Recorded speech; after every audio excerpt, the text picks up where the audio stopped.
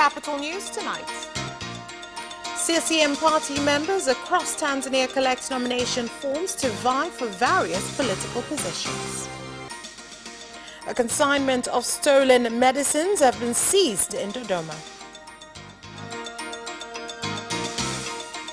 And in sports, Azam aware that match against Mtibwa Sugar will be a hard one. Good evening, this is Capital News at 9:30. My name is Vanessa Victor. Let's start things off with the national news.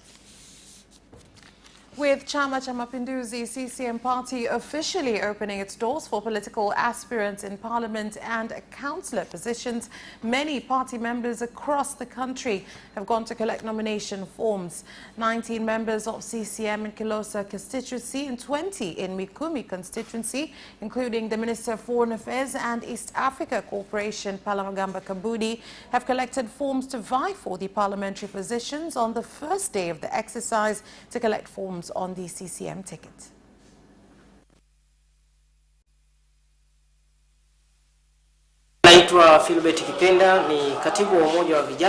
Party members who have come forward are many to contest in various positions in the party. So far, 19 members have collected the form. 14 members of CCM party have also gone to collect nomination forms in Makambako, Njombe Urban and Lupembe in Njombe region at the party's district office, with the number of aspirants so far more than they were in 2015. Those coming in saying that they've been sent by Honorable Magufuli to come and contest, they have failed. They want to use Honorable President to con people to vote for them. Meanwhile, in Dar es Salaam at CCM's Ilala district offices, which has 3 constituencies, over 10 political aspirants, including some female aspirants, have gone to collect forms for the nomination, while in Kinondoni district, various individuals have also gone to the district offices to collect forms, including the National Lottery Director Abbas Tariba and religious leader Josephat Kwajima.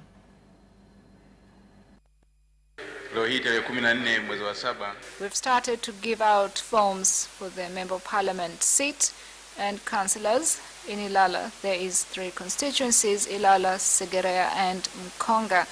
The turn-up has been good. Mara region saw 200 CCM party members collect nomination forms to vie for 10 constituencies within the region, with a higher number of youth also taking part in the exercise than they were in previous years. Mara has 10 constituency, and by 1:30 p.m. today in Musoma Urban 32 forms had been returned. Musoma Rural 9, Butiama District 30, Bunda Urban 24, Bunda Rural 11, Bunda Mwibara 9, Tarime Urban 8, Tarime Rural 20, in Rorya District 25 and Serengeti District 35. And in Zanzibar, CCM party members, including Simai Mohammed and others, have gone to collect forms as well to vie for various positions in Central and South Unguja constituencies, with the CCM South District Chairman Abdulaziz Hamad Ibrahim warning the aspirants against bribery. Will not treat anyone unfairly or shy away from anyone.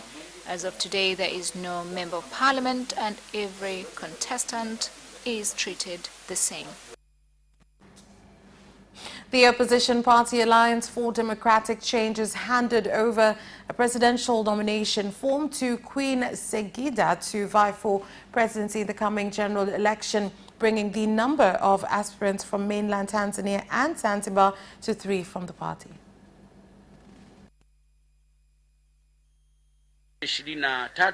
Once forms have been returned, we shall ask them to come back so as to establish if they've honored the Constitution.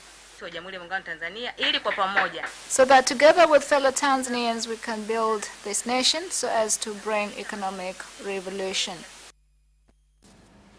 The National Executive Council of UDP has said that it will not contest the presidential race, but instead will participate in parliamentary and councillor elections. UDP itamuunga mkono Magufuli. Nataka hii kauli wazi kabisa. UDP will be supporting Honorable Magufuli, so I want the party to ensure that UDP across the country supports CCM candidate John Pombe Magufuli. We should support him, rightly so, because he is doing good. Peace, stability and cohesion have to be present to foster the development of any country, and Tanzania can be a role model in the region, but also for European countries facing a rise of extremism and increased tensions between communities. This was said by the French ambassador to Tanzania, Frederic Clavier, during the country's National Day celebrations in Dar es Salaam. France will do everything to help this objective, and the country has kept its word by mobilizing, as never in the past, a remarkable amount of commitment to the tune of $200 million in 2019, against 70 in 2017. We have initiated together new projects in many different areas, taking into account the needs of the ground. And just to give an example, when we implemented this year the agroecology sector, which benefits to 8,000 small farmers, economic and culture, to mention but a few, with the aim of eradicating poverty and improving our people's livelihoods.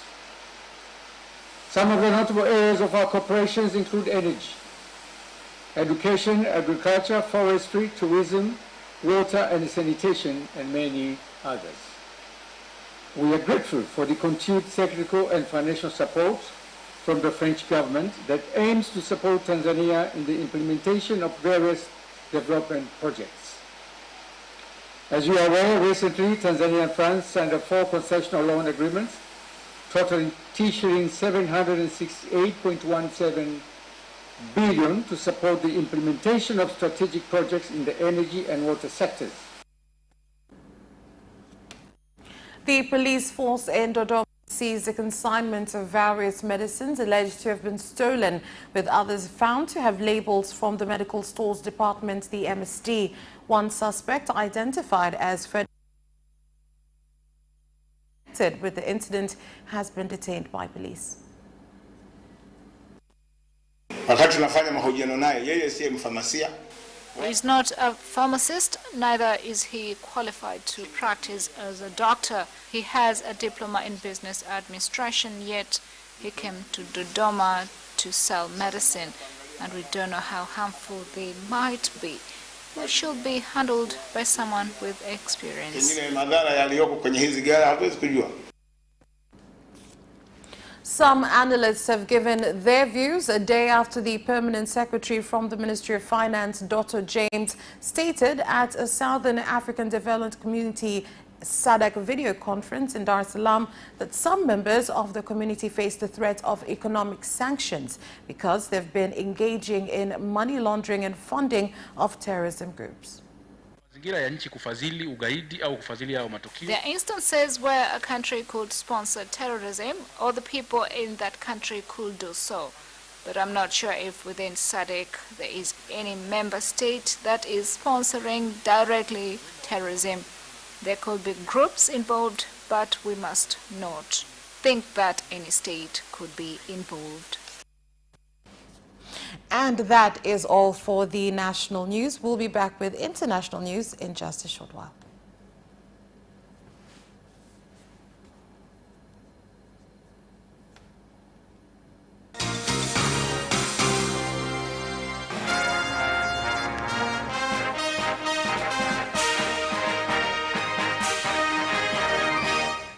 And now in international news. President Uhuru Kenyatta has commended parties to the South Sudan peace process for the progress achieved in recent months despite the health and economic difficulties posed by the COVID-19 pandemic. President Kenyatta underscored the agreement on responsibility sharing at state level as well as the appointments of state governors as key success indicators in the peace process. The pandemic continues to ravage our economies and has exacerbated our region's food security situation and has disrupted and slowed down some of the ongoing peace efforts in our region. However, I must take note with satisfaction that early action, including measures to put in place by member states, as well as the adoption of the regional response strategy, as well as assistance from our international partners, has had a positive impact to forestall the rapid spread of COVID-19. And the government of Uganda has announced that business premises that have been closed for 4 months now due to the coronavirus pandemic will reopen before Friday this week. This comes after an agreement was reached with the business owners who had threatened to use force to reopen. We cannot risk by opening the entire city. Now, we have to follow several measures to ensure that safety of our people is a key factor while easing lockdown measures. Let us cooperate with all stakeholders so that our people can go back to work. The return of a ban on alcohol sales has stirred a debate among South Africans as the government steps up efforts to reduce pressure on hospitals amid a rapid increase in coronavirus infections. President Cyril Ramaphosa, in a televised address on Sunday, blamed the resumption of alcohol sales last month for burdening hospitals and clinics with related injuries, violence and trauma. And Ivory Coast has created a special military zone in the north of the country less than a month after a deadly attack on a frontier zone. The pre-dawn killing of 14 army personnel on June 11th at Kafolo along the country's border with Burkina Faso was the first assault by hardline fighters on Ivorian soil since March 2016, when a raid on the southeastern beach resort of Grand Bassam left 19 people dead.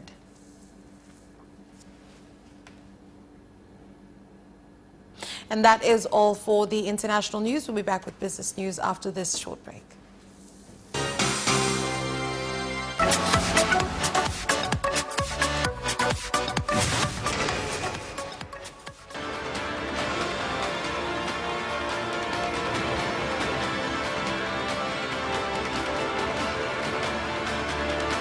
Watch Business Edition as we talk to business leaders and experts in sectors that are transforming Tanzania's economy. We believe that the driver is the customer. To change the mindset of traditional HR to the digitalization. Make sure that everybody can get some access to financial services. And once we understand the vision of our leaders, we then need to be behind them and help them in achieving that vision. Business have involved mercantile operations, trade guilds, or shared agricultural production, infrastructure, construction, financial sectors, tourism, and mining. Business Edition on Friday at 8:15 p.m.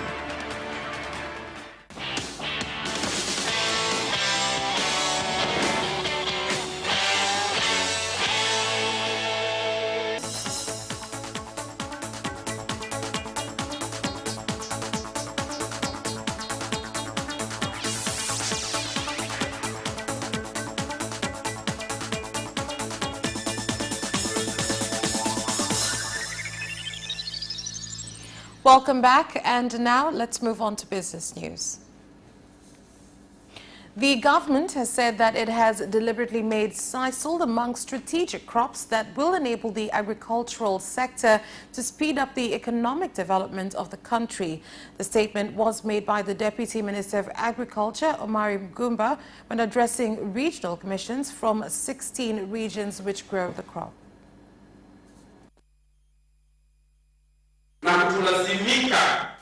have been of high demand, making it a necessity of importing them into our markets. I take this opportunity to inform the public that if there are those who are capable of investing in the sisal sector, they are more than welcome, because as a country we have enough raw materials and markets. By 2025, the sector is looking forward to sensitize farming of the crop in 41 districts within 16 regions with favorable environment for the crop.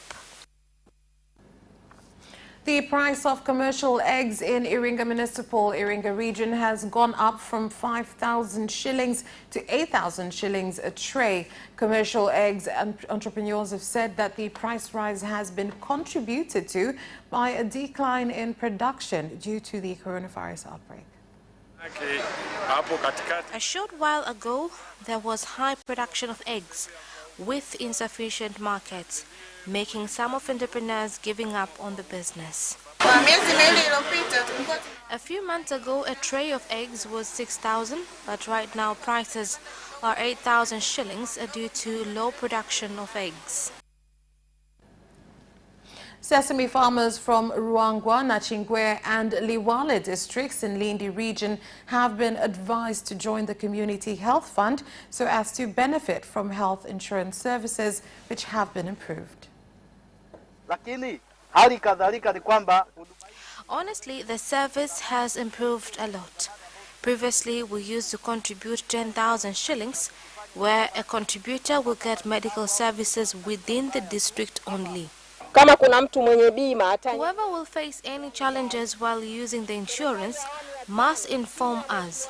The fifth phase government, under the leadership of Dr. Magufuli, does not tolerate humiliations of its people.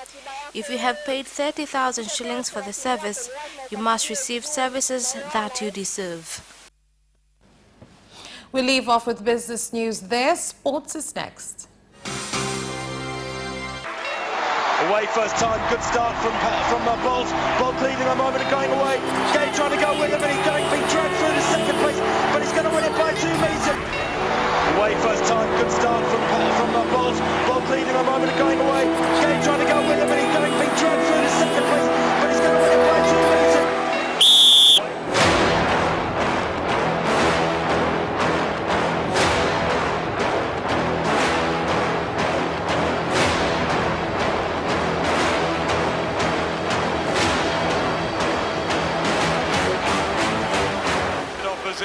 Joaquinho, he did lose and then.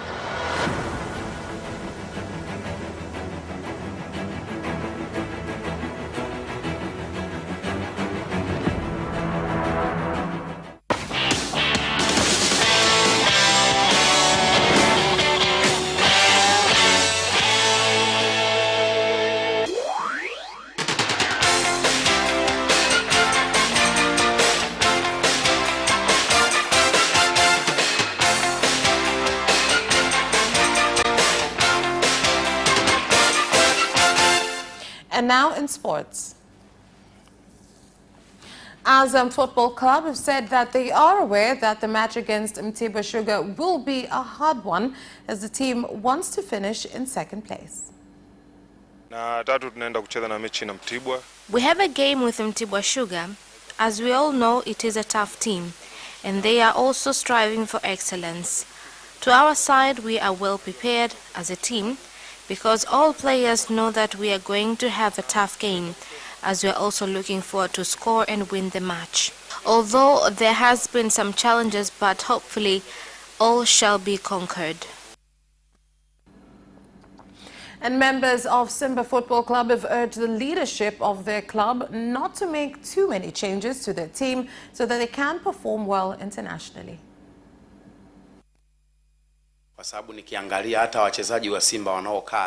If you look at Simba's squad, all of them look anxious of scoring at the game, from those who are playing to those who are at the bench. I can advise them to increase a few players to create a bigger and more confident team. And the National Sports Council has directed the leadership of the Tennis Association to deliver verification of meetings held, as well as reports on how finances have been used after tennis stakeholders submitted complaints to the council on the association. Among complaints that were presented include lack of meetings, and there was no audit reports, while the committee have assured us that they were conducting meetings and their books have been inspected. If that was not enough, we asked for the committee to bring to us minutes of all meetings that were done, 3 years profit and expenditure report, as well as implementation report according to their calendar. Those are the only things that we are waiting for, since we have given them a certain period of time to compile all the documents and present them to us. Manchester United manager Ole Gunnar Solskjaer says his players will put it right after they missed a chance to climb into the Premier League's top 4 by conceding an injury time equaliser against Southampton. Here's more. It led 2-1 for 73 minutes before substitute Michael Obafemi scored in the 96th minute and bundling in a set piece at the back post after it had flicked on by Jan Bednarek. Stuart Armstrong had given Southampton a 12th-minute lead, but Anthony Marshall set up Marcus Rashford to equalize before firing a superb second goal for United. Solskjaer's side were on course to leapfrog top 4 rivals Chelsea and Leicester, who both suffered defeats over the weekend, and move up to 3rd, but they remain 5th with 3 games left in the chase for Champions League qualifications. The mentality has been brilliant. We have had a few setbacks this season. This is another challenge for us, said Solskjaer.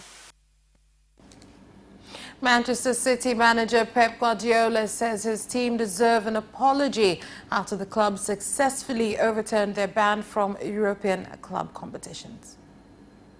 On Monday, the Court of Arbitration for the Sport, CAS, cleared City of committing serious breaches of financial fair play regulations between 2012 and 2016. On Tuesday, Tottenham boss Jose Mourinho called it a disgraceful decision. What we have done is right. Jose and all the managers should know that we were damaged, said Guardiola. I'm incredibly happy for the decision, which shows what all the people said about the club was not true, and to defend on the pitch what we won on the pitch. And that sports item ends our news bulletin. Again, on behalf of everyone who worked to bring you this bulletin, my name is Vanessa Victor. Thank you for watching and have a good night.